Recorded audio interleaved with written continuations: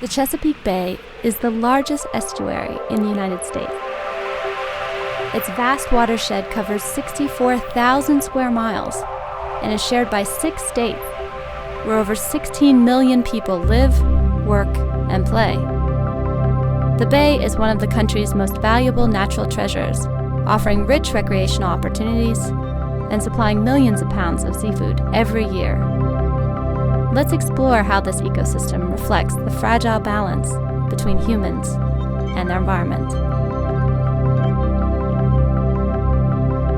The Chesapeake Bay was once famous for its incredible supply of delicious oysters, which provided livelihoods for watermen and were the reason there were thousands of boats oystering in the bay.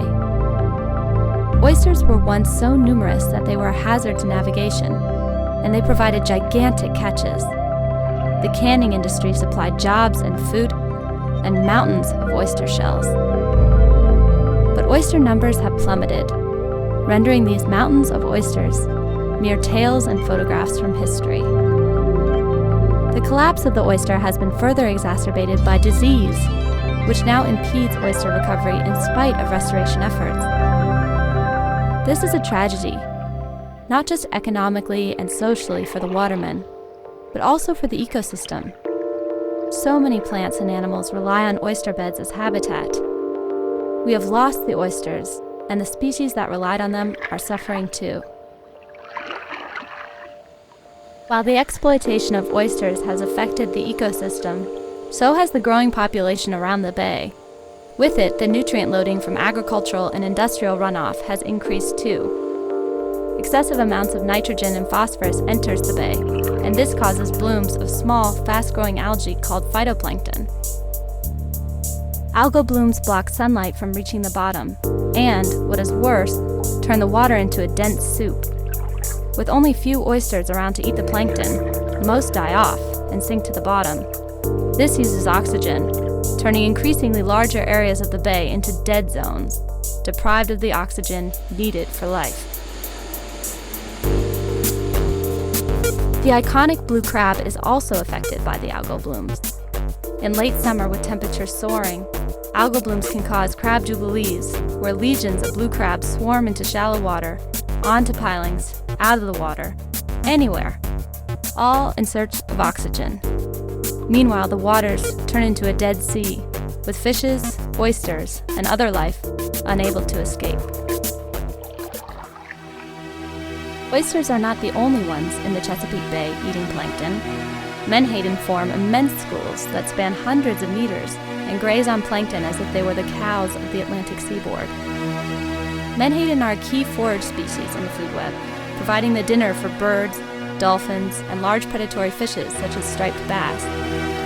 In competition with them is a large fishery, which captures menhaden to render into fish meal and fish oil.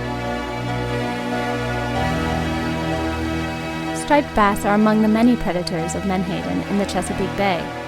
In turn, striped bass are a sought-after species for the ever-growing population of anglers. Overharvesting of striped bass in the 1970s and 80s caused a major decline in the population and led to a 1985 moratorium on fishing. This allowed for the recovery of striped bass, and the moratorium was lifted in 1990. Concern is now centered on whether there is enough food for the growing striped bass population.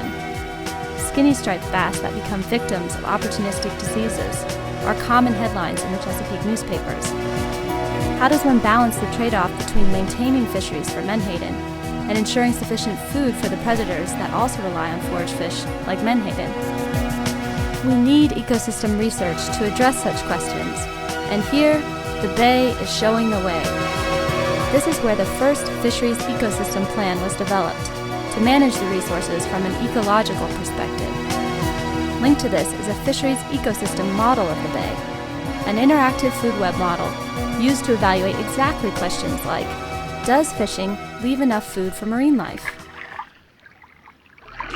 The living organisms in the Chesapeake Bay are connected in an intricate and integrated web with dynamic properties. Human actions, historically and recent, have upset the balance of the bay.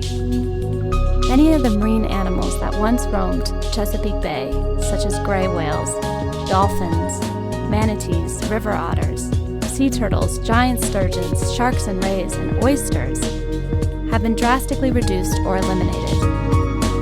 Can we restore these populations as we have done for the striped bass? Can we turn back the clock? What will it take to restore the bay so that it again teems with life? Imagine the attraction the Chesapeake Bay could be. To see how it could be, we can turn to virtual reality. But to make the restoration of Chesapeake Bay a reality, we will need policy changes and cooperation.